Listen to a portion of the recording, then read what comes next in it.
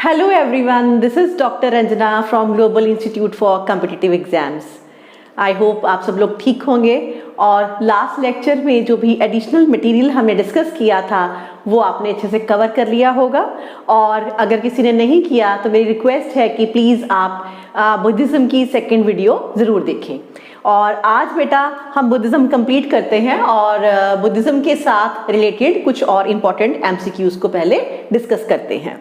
तो बेटा कंटिन्यूशन में ही है अभी हमारा 24th क्वेश्चन जो कि मैचिंग का है और ये भी एक क्लासिकल क्वेश्चन है बेटा। बहुत ज़्यादा ये क्वेश्चन एग्जाम्स के अंदर आता है जिसमें कि इस तरफ पीटक्स की बात है, थ्री पिताकास की बात है और उनमें क्या किस चीज़ के साथ वो रिलेटेड है वो आपको मैच करना है बेटा। So answer is 4। देखिए अभिधम पिताका। सो अभिधम पिताका के अंदर क्या है बेटा? फिलोसफीज ऑफ बुद्धास टीचिंग है। Sutta Pitaka is what? Collection of Buddha's sermons, जो लॉर्ड बुद्धा के मैसेजेस हैं, जो भी उन्होंने सरमन्स दिए हैं उसको इकट्ठा करके एक जगह पे लिखा गया है। विनय पिताका, इसकी डिस्कशन लास्ट लेक्चर में बहुत अच्छे से हुई थी। सो इसके अंदर क्या है? Rules of the monk order, कि कौन से कोड्स जो हैं वो मॉन्क्स को फॉलो करने पड़ेंगे जब वो संघा में रहेंगे। एंड डी इज बेटा महासंघिकास, और ये भी हमने लास्ट लेक्चर में डिस्कस किया था जो आपकी सेकेंड बुद्धिस्ट काउंसिल में फर्स्ट टाइम डिवीजन हुई थी। ठीक है, तो महासंघिकास स्कूल है तो ये इसका मतलब क्या होता है बेटा? D is 3, that is member of great community, right. तो अगर आपने अच्छे से पढ़ा हुआ है, अच्छे से आपने लास्ट वीडियो को डिस्कस करके समझ के अच्छे से दिमाग में सेटल डाउन कर लिया है तो फिर आपको ये क्वेश्चन बहुत अब इजी लगने वाले हैं। और एक आध क्वेश्चन मैं आपको फिर बोल रही हूँ बेटा, किसी ना किसी एग्जाम में जरूर आता है। नेक्स्ट क्वेश्चन है, in ancient India Buddhist monasteries a ceremony called Pavarana used to be held, it was the. तो एक सेरेमनी का जिक्र है और ये भी बेटा क्वेश्चन काफ़ी सारे एग्जाम्स में मैंने देखा है, इसी वजह से मैंने चूज किया है आपके लिए। तो पावरना सेरेमनी स्ट्रेट वे इधर आप लर्न कर लीजिए बस इसका क्या मतलब है। Confession by monks of their offences committed during their stay in the monasteries during the rainy season.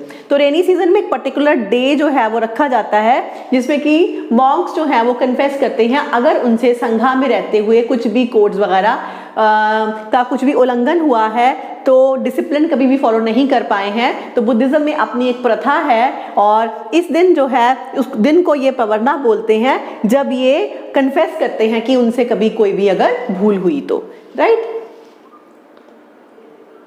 Next बेटा, नेक्स्ट अब आपका थोड़ा सा आर्ट एंड आर्किटेक्चर भी मैं यहाँ पे ले रही हूँ और इसके बाद एक दो वीडियोस डेफिनेटली मैं कंबाइन करके पूरा एंशिएंट इंडिया का जो आर्ट एंड आर्किटेक्चर है वो फिर से भी आपको दूंगी, राइट। तो Amravati stupa was built during the period of. तो अमरावती स्तूपा जो है ये सारा बुद्धिज्म के साथ डील करते हैं ना बेटा, इसी वजह से क्वेश्चंस इधर भी हम हैंडल करते हैं। तो अमरावती स्तूपा जो है वो किसने बनाया था? सतवाहनास। लेकिन इसमें ध्यान रखिएगा, इसकी इंफॉर्मेशन देखिए, एक्सप्लेनेशन देखिए। Amaravati stupa dates back around 2000 years between 3rd century BC and 2nd century BC. It was built during the reign of Ashoka the Great of Maurya dynasty, who himself constructed a vast number of Buddhist monuments across the Indian subcontinent. तो initially इसकी जो इसको build किया था वो अशोका के time period में हुआ था।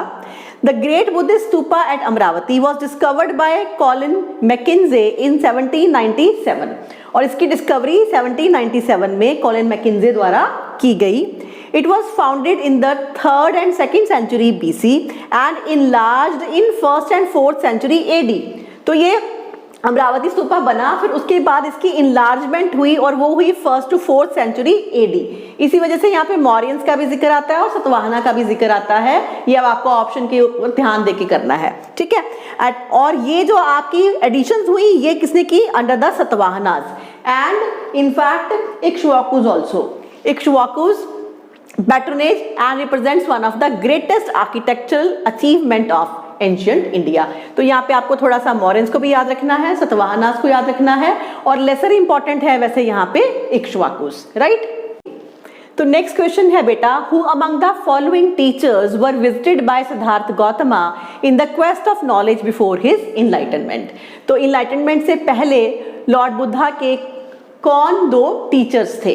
तो ये हमने नोट्स में अच्छे से डिस्कस किया था। This is 1 and 2 Alara Kalama and Udraka Ramaputra. ठीक है, तो सिंपल नाम लर्न किए हो तो ऐसे क्वेश्चंस को सॉल्व करते हुए भी हमें एग्जाम में बिल्कुल भी टाइम नहीं लगता। Next, but who amongst the following is known as the light of Asia. याद रखिएगा, लॉर्ड बुद्धा को लाइट ऑफ एशिया भी सिंबलाइज किया जाता है। Next, what is the fundamental difference between Hinayana and Mahayana. Yes, अब ऐसे क्वेश्चंस में आपको थोड़ा सा जितनी भी ऑप्शंस है उसको ध्यान से पढ़ना चाहिए। फर्स्ट है belief in non violence, second caste free society, third worship of god and goddesses, fourth worship of stupas. वैसे ऑप्शंस सिंपल हैं, क्लियर कट हैं। हिनयाना और महायाना, अब दोनों में क्या नॉन वायलेंस को लेके कोई डिफरेंस था? नहीं, दोनों ही नॉन वायलेंस को फॉलो करते हैं। कास्ट फ्री सोसाइटी है, स्तूपास तो फाइन है, लेकिन एग्जैक्ट हमारे पास आंसर क्या है? Worship of god and goddesses. क्योंकि हमने क्या देखा कि हिनयाना जो है वो लॉर्ड बुद्धा को भी इनफैक्ट मॉर्टल मानते हैं, एज अ टीचर मानते हैं, नॉट एज अ गॉड। जबकि महायानाज जो है ये स्कूल लॉर्ड बुद्धा को क्या मानता है? As a god himself. और इसी वजह से ये उनके बुद्ध जो है आइडल भी बनाते हैं और उनकी पूजा करते हैं। ठीक है, तो स्ट्रेट वे आंसर हमारे पास यहाँ पे है सी ऑप्शन के अंदर। Next, 30th question, Gautam Buddha was elevated to the position of god during the period of. अब ये क्वेश्चन बेटा अगर आपने डिस्कशन सुनी है तो आप अच्छे से कर सकते हैं। देखिए, अब elevated to the position of god, exactly उनको भगवान की तरह ही पूजना शुरू कर दिया गया था। और ये कहाँ पे हुआ था? अभी हमने क्वेश्चन किया है मोर ऑफ विद द महायानास, है ना, महायाना स्कूल ने किया। और महायाना स्कूल की डिवीजन कब हुई थी बेटा? 4th कॉन्फ्रेंस में हुई थी। अब 4th कॉन्फ्रेंस में आपने क्या किया कि उस टाइम पे पैट्रोनेज किसकी थी? कनिष्का। और कनिष्का, ठीक है, स्ट्रेट वे हमारे पास ऑप्शन में दिया हुआ है। तो अगर आपको ऐसे सीधा भी ना याद आ रहा हो तो भी अगर आप लिंक करेंगे तो आपको आंसर मिल जाएगा, राइट।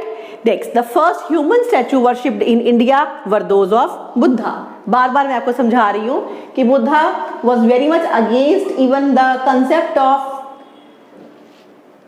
डिफाइनिंग गॉड, कि आप किसी सुपर नेचुरल बीइंग के साथ, किसी एक इंसान के साथ भगवान का नाम जो है वो जोड़ दीजिए। इस तरह की कॉन्सेप्ट्स के साथ बुद्धा ने कभी प्रीच नहीं किया। वो नेचर को ही भगवान मानते थे, लेकिन उन्हीं को भगवान माना गया उनके जाने के बाद, और उनकी ही मूर्ति पूजा भी होनी शुरू हुई थी। ठीक है, तो इस वजह से पहला अगर हम बात करें कि मूर्ति किसकी बनाई गई थी, that is of lord Buddha. Next, name the mudra which is represented by the Gandhara Buddha image of Sarnath first sermon. तो Gandhara school of architecture is very very important बेटा, जो कि मैं डेफिनेटली एक डिफरेंट हेड के अंदर आपको करवाऊंगी। और उसी में ही आपका सारनाथ के अंदर लॉर्ड बुद्धा की एक जो स्टैचू है, तो वहां पे उसमें कौन सी मुद्रा में वो बैठे हैं, तो ये आपके लिए क्वेश्चन है। थोड़ा ध्यान रखिए, इजी है, लर्न हो जाएगा एक दो बार ऐसे क्वेश्चंस किए। तो ये है आपका ध्यान मुद्रा। तो यहाँ पे लॉर्ड बुद्धा जो है वो ध्यान मुद्रा में बैठे हैं और ये इमेज आपको कुछ इस तरह का नजर आता है बेटा। दिस इज कॉल्ड ध्यान मुद्रा। ये मैं इस वजह से आपको दे रही हूँ कि पिक्टोरियली आप उसको जल्दी रिमार्क कर पाएंगे, अच्छे से दिमाग में आपकी वो चीजें जो हैं वो रह पाएंगी। ठीक है, next, Sarnath Buddha image of Bhumi Sparsha mudra belong to. दो मुद्रा का मैंने क्वेश्चन लिया है, एक ध्यान मुद्रा और दूसरी है बेटा भूमि स्पर्श मुद्रा।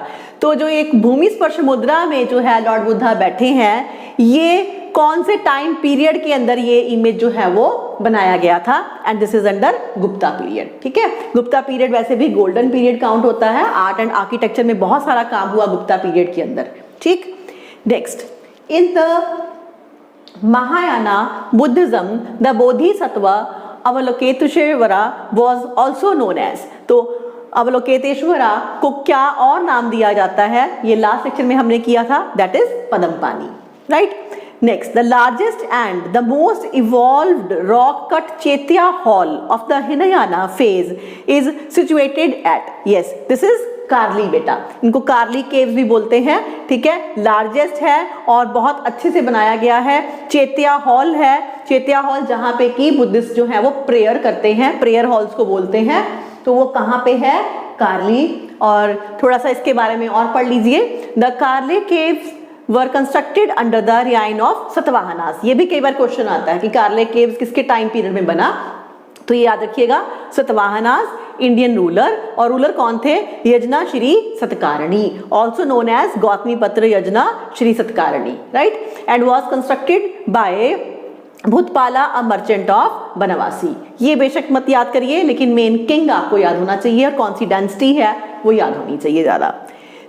So 36 क्वेश्चन है बेटा, which Indian Buddhist monk had been sent to China in the 1st century AD, and answer is straightway Bodhidharma. और ये हम मानते हैं कि one of the most well known Indian Buddhist monks who had traveled to China is probably Bodhidharma, and as he first brought Chan Buddhism, जिसको हम Zen Buddhism भी बोलते हैं, to China. Bodhidharma is also regarded as the first patriarch of Chinese clan Buddhism, right? तो ध्यान में रखिएगा इनका नाम। To which Buddhist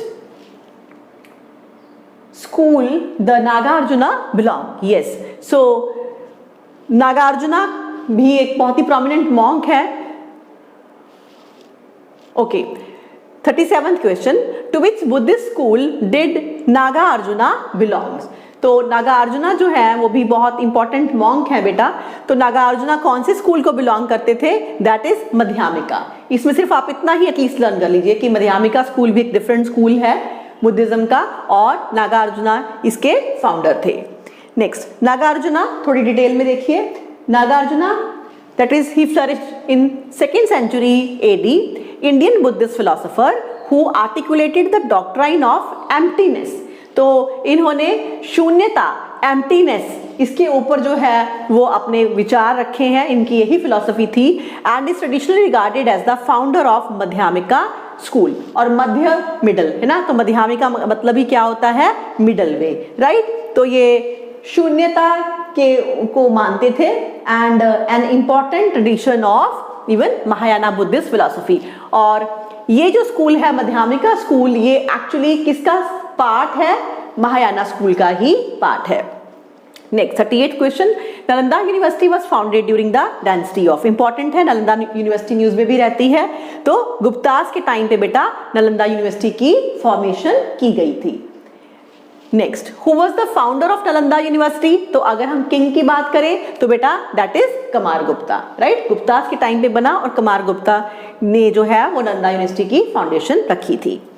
और इसको लेके थोड़ा सा प्रेजेंट बेस्ड क्वेश्चन है, नव Nalanda Mahavihara is famous for.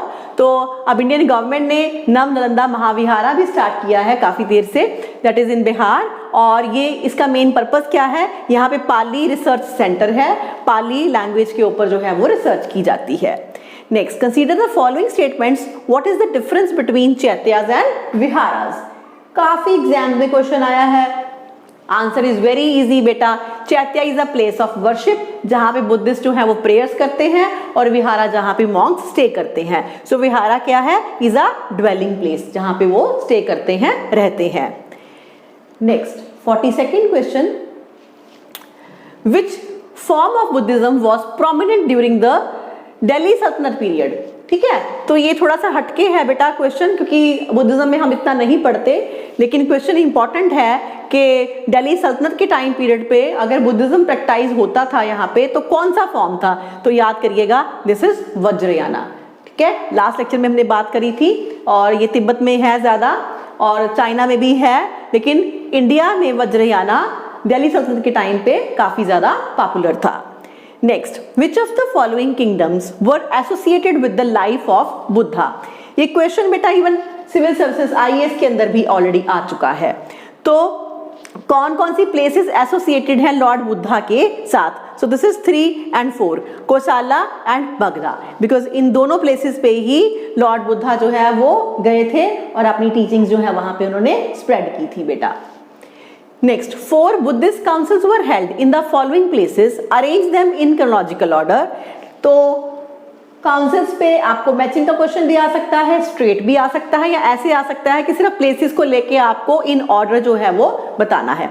So first definitely Rajgriha, second is Vaishali, third Pataliputra, and यहाँ पे फोर्थ है कुंदलवना और कहाँ पे है? कश्मीर। ठीक है, तो this is very easy question. बार बार तभी मैं आपको बोलती हूँ कि चीजों को समझ लीजिए, लर्न कर लीजिए, उससे रिलेटेड डिफरेंट फॉर्मेट में आपको क्वेश्चन कहीं ना कहीं डेफिनेटली किसी एग्जाम में मिल जाएगा। नेक्स्ट क्वेश्चन मैचिंग का है बेटा। इसके रिलेटेड थोड़ा सा मैं आपको क्वेश्चन पहले भी दे चुकी हूँ। तो आपके जो इंपॉर्टेंट इवेंट्स हैं लॉर्ड बुद्धा के और उनके साथ रिलेटेड हम उसको कैसे सिंबलाइज करते हैं, ये आपको मैचिंग करनी है। सो बर्थ हमने किया था लोटस एंड बुल, अगर अकेला लोटस आ जाए तो भी इट्स फाइन। ठीक है, फर्स्ट सरमन जो है वो ऑब्वियसली फर्स्ट सरमन के ऊपर क्या हुआ था? धर्म चक्र परिवर्तन। सो दिस इज 2। इनलाइटनमेंट कहाँ पे हुई थी? बोधि ट्री के नीचे हुई थी। एंड ग्रेट डिपार्चर जो है वो जब उन्होंने त्याग किया तो वो था, उसका सिंबल आपके लिए क्या है? हॉर्स। ठीक है, तो ये इस फॉर्मेट में क्वेश्चन भी आता है। ये सारे क्वेश्चन बेटा इतने ज्यादा इवन पंजाब के एग्जाम्स में, यूपीएससी के एग्जाम्स में, in fact I have seen in the state exams of UP, है ना, छत्तीसगढ़, मतलब डिफरेंट स्टेट एग्जाम्स में भी ये क्वेश्चन बार बार आए हैं। तो इस वजह से अगर हम इनको तैयार कर लेंगे तो हम काफी हद तक सेफ हो जाएंगे और आपकी वहां पे एग्जाम में स्पीड भी बन जाएगी। तो इसी वजह से मैं बार बार फोकस करवा रही हूँ इन क्वेश्चंस के ऊपर। 46 क्वेश्चन बेटा, which of the following is are true about Gautam Buddha?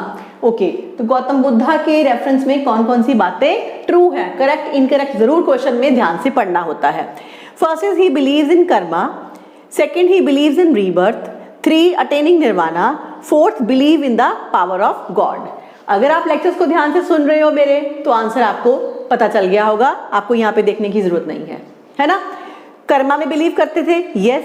Rebirth में बिलीव करते थे, यस। निर्वाणा तो उनका खुद का कॉन्सेप्ट है ही, लेकिन बेटा believe in the power of God, God में बोला कि गॉड टर्म जो है वो एक्सेप्ट नहीं की है लॉर्ड बुद्धा ने।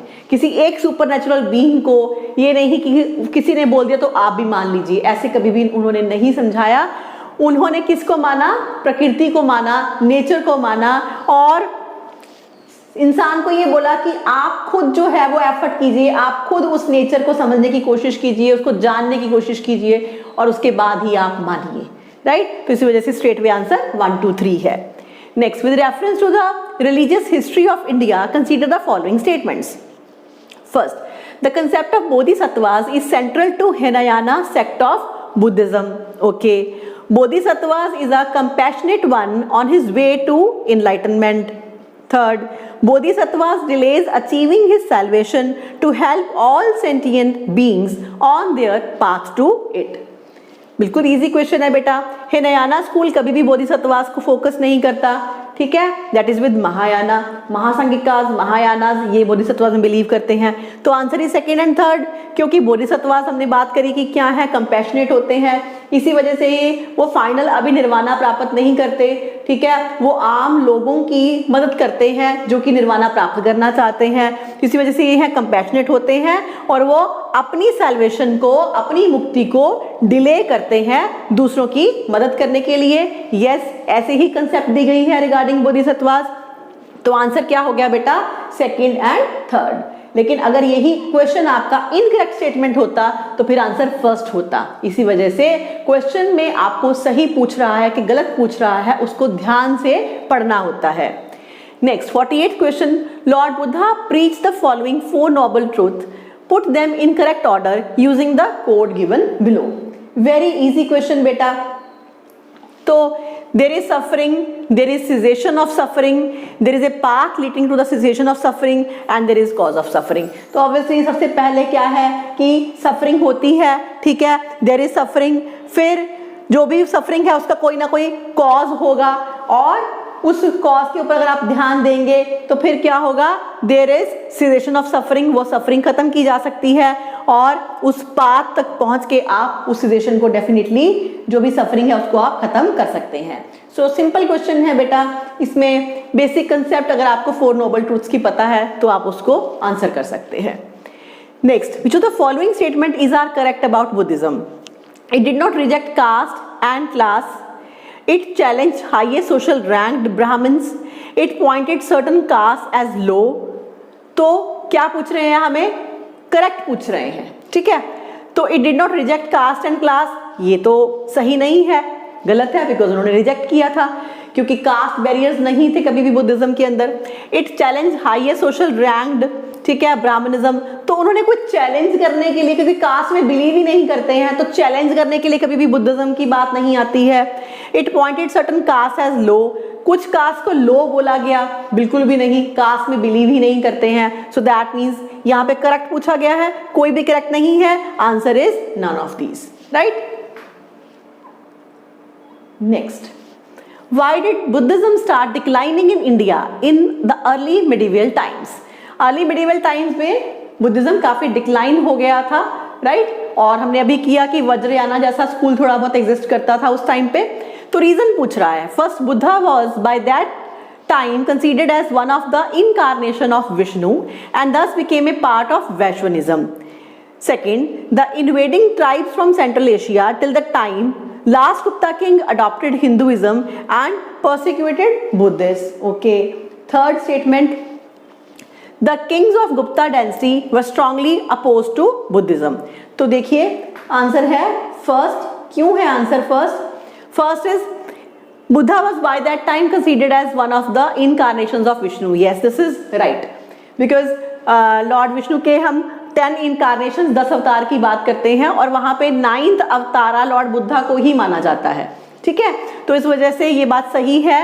और क्योंकि लॉर्ड बुद्धा को अगर विष्णु का ही अवतार मान लिया जाएगा तो वैष्णविज्म में ही एक तरह से बुद्धिज्म जो है वो कंबाइन हो जाता है। तो इस तरह से वैष्णविज्म के ऊपर ज्यादा ध्यान हो गया था, ठीक है, और बुद्धिज्म का स्प्रेड जो है इंडिया में कम हो गया। फिर invading tribes from central Asia till the time last Gupta king adopted Hinduism and persecuted Buddhism, नहीं, ये ऐसा कुछ भी नहीं है, ठीक है, कि ट्राइब्स की इन्वेजन का जो है उसका इम्पैक्ट हुआ। Third, Kings of Gupta dynasty were strongly opposed, बिल्कुल भी नहीं, है ना। गुप्तास के टाइम में तो हमने कहा कि इनफैक्ट गुप्तास के टाइम पे आर्ट एंड आर्किटेक्चर बहुत अच्छे से जो है वो फॉर्म किया गया और बहुत सारी जो है वो architecture even devoted to Buddhas भी जो है वो फॉर्म किए गए। So only one is the correct reason कि क्यों बुद्धिज्म जो है वो इंडिया में उस टाइम तक जो है मिडिवल टाइम तक आते आते बहुत ही कम हो गया था, ठीक है। तो ये है आपके बेटा 50 क्वेश्चंस बुद्धिज्म को लेके जो मैंने चूज किए, और प्लीज इनको पहले अच्छे से कर लीजिए, फिर उसके बाद एडिशनल अगर आप कुछ क्वेश्चंस करना चाहें वो करें। और एंशिएंट इंडिया को अब एक बार अच्छे से कर लीजिए, ठीक है। बहुत बार ऐसा हुआ होगा कि आपने हिस्ट्री स्टार्ट की होगी और फिर कहा होगा कि एंशिएंट इंडिया तो नहीं आता, चलो छोड़ो, इतना तो नहीं आता, इतने क्वेश्चंस तो कम ही आएंगे, है ना। लेकिन प्लीज जब पढ़ रहे हैं तो अच्छे से कर लीजिए मेरे साथ अब, और धीमे धीमे हम आगे बढ़ते जाएंगे और डेफिनेटली मैं कंप्लीट हिस्ट्री आपको खत्म करके दूंगी और उसके बाद फिर जैसी आपकी डिमांड होगी वो नया सब्जेक्ट जो है वो शुरू करूंगी, ठीक है बेटा। तो मिलते हैं नेक्स्ट वीडियो में जिसमें मैं स्टार्ट करूंगी अब Jainism, right. Till then thank you so much.